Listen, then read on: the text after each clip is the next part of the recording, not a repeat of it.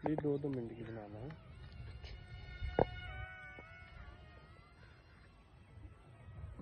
हाय pilot, हाय करो। जहाज रहा हाय करो।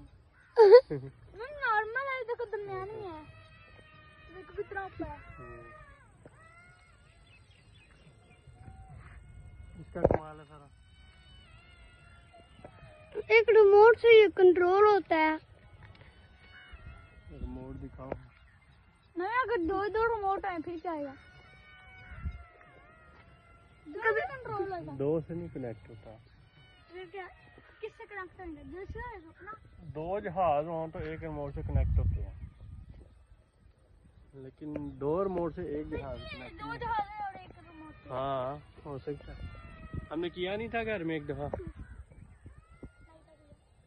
यार ये होती इतना ऊपर जा रहा तो एक मिनट की बैठ गई यार, मेरी गर्दन थक गई है।